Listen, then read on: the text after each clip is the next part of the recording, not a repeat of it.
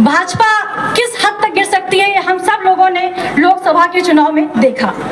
तरह से टुकड़ी टुकड़े में प्रधान को, कोटेदार को, शिक्षक को बुलाकर टेरराइज करना और इस बात को कहना कि मुस्लिम समाज के जो प्रधान आते हैं कि या तो आप वोट डालिए तो कमल पर डालिए, अन्यथा आप वोट डालने न जाइए। बुला के धमका रहे हैं। मैं गांव में जब जाता हूं तो गांव में हमारे तमाम प्रधान लोग कहते हैं कि उनको कहा जाता है कि अगर तुम वोट नहीं कराओगे तो जांच आपकी शुरू हो जाएगी। और करती कुछ और है।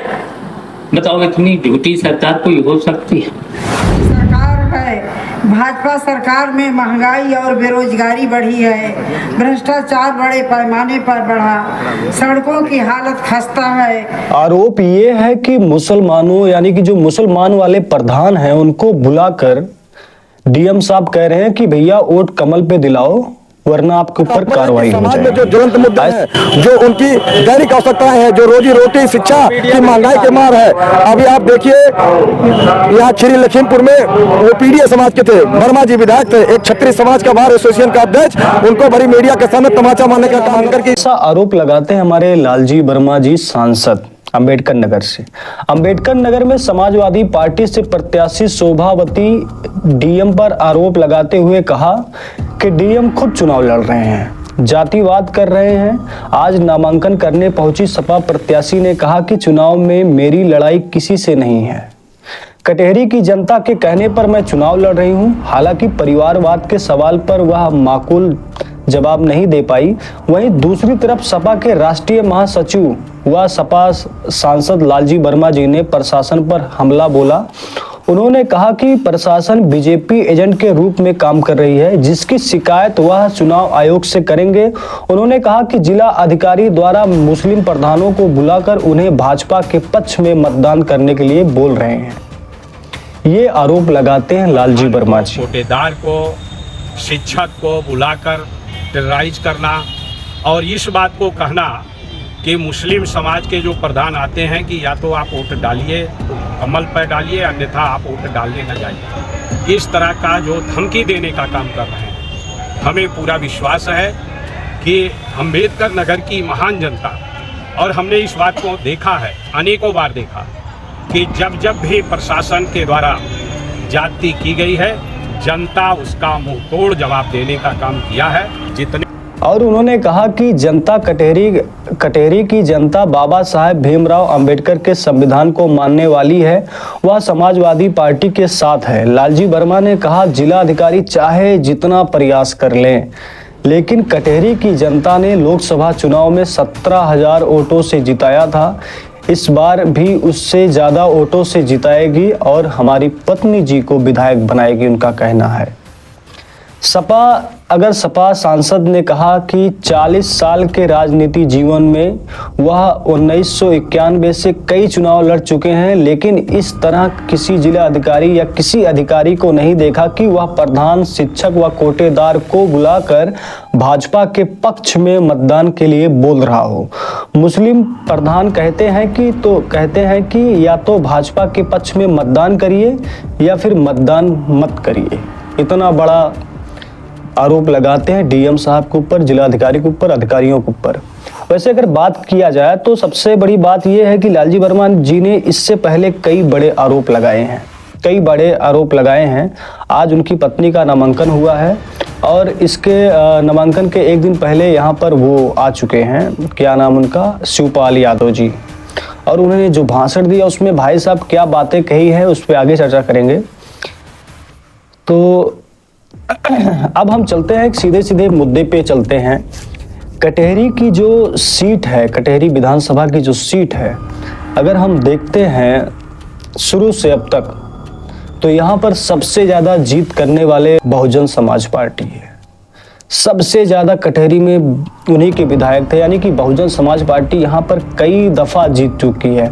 1991-92 की बात करें तो सिर्फ विधायक एक बार बने थे, वो भी भाजपा से एक विधायक बना था 1992 में। इसके बाद यहाँ पर बहुजन समाज पार्टी सन 2012 में शंखलाल माझी, इसके बाद सन 2017 में वो आते हैं लालजी वर्मा जी समाजवादी बहुजन से, फिर वो जीतते हैं, फिर सन 2022 में लालजी वर्मा जीतते हैं, फिर इसके बाद अब उनको पत्नी को चुनाव लड़ाया जा रहा है। अगर मेरी नज़रिए से देखा जाए तो यहाँ पर समाजवादी पार्टी, ये मायने नहीं है समाजवादी पार्टी, मायने लालजी वर्मा जी हैं।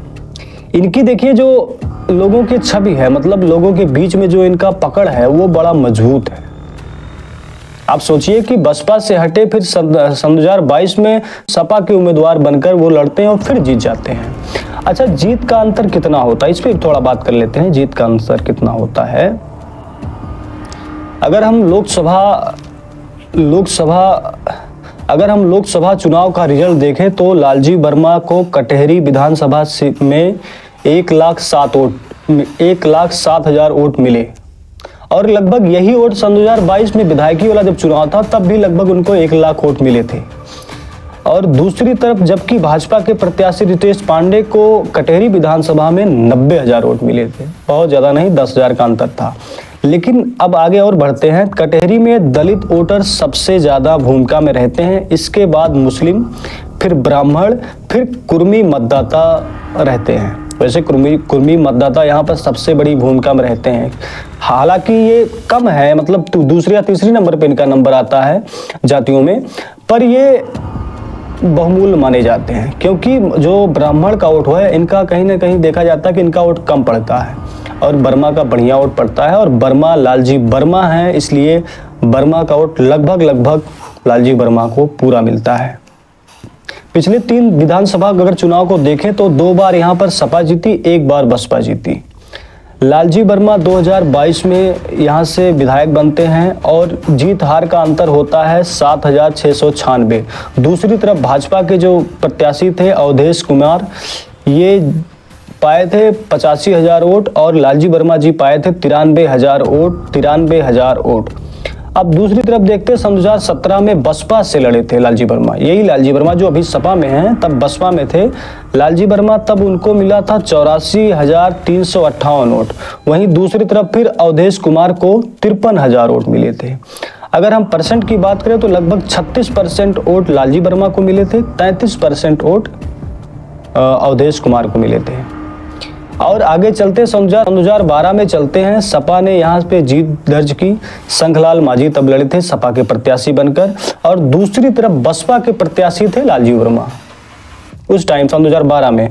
पर यहाँ पर जीत होती है शंखलाल माझी की, यानी कि सपा की जीत होती है, और वोट इनको मिलता है 94,641 और लालजी वर्मा को 77,021 वोट मिलते हैं।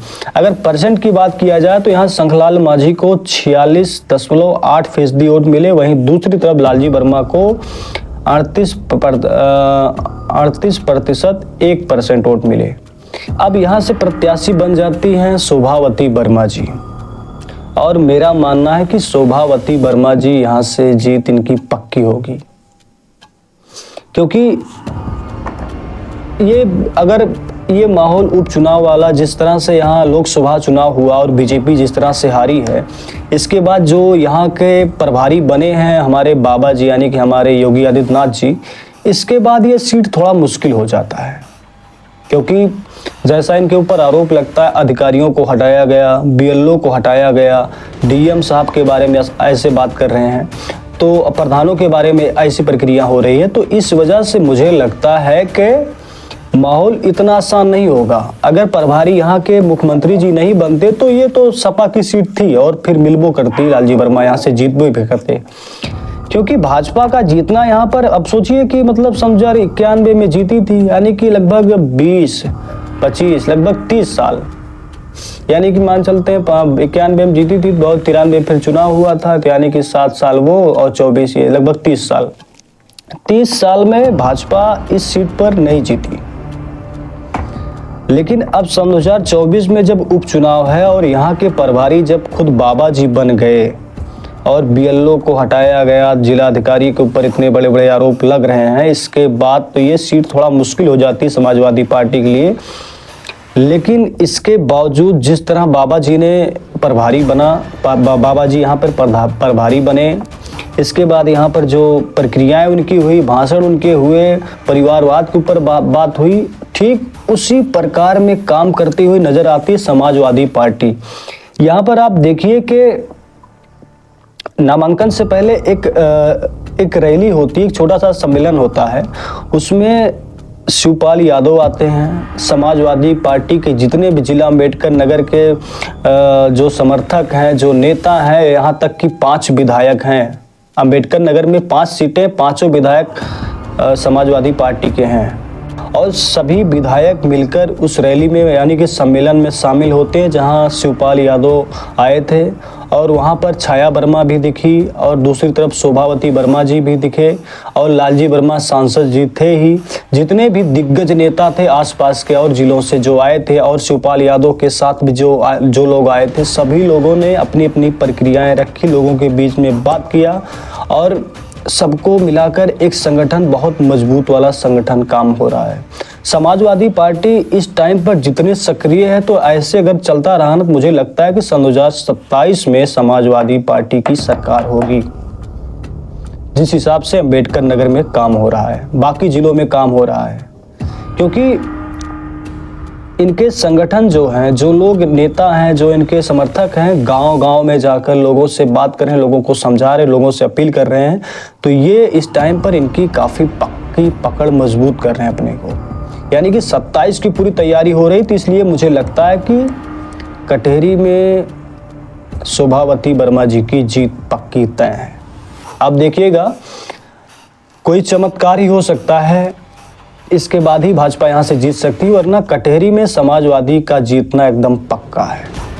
बस अब चमत्कार आप समझिए कैसे चमत्कार होगा, चाहे ईवीएम हो, चाहे प्रशासन हो, जो भी हो, डीएम साहब के ऊपर जैसे आरोप लग रहे हैं, कुछ ऐसा खेल होगा, इसके बाद ही हो सकता है कि भाजपा यहाँ से जीते, वरना समाजवादी पार्टी पक्की जीत यहाँ पर मानी जा रही है मेरे हिसाब से। आप अपने राय कमेंट में जरूर बताइएगा। धन्यवाद, नमस्कार। बढ़ कैसे रही है ये अर्थव्यवस्था? ऐसे बढ़ रही है क्योंकि हमारे देश की अर्थव्यवस्था हमारे देश के चंद पूंजीपतियों की अर्थव्यवस्था पर निर्भर करती है, हमारी और आपकी आर्थिक स्थिति पर निर्भर नहीं करती है। इसलिए हम विश्व में तो आगे बढ़ रहे हैं, लेकिन हमारी जो खुद की स्थिति है ये किसी से भी अछूती नहीं है।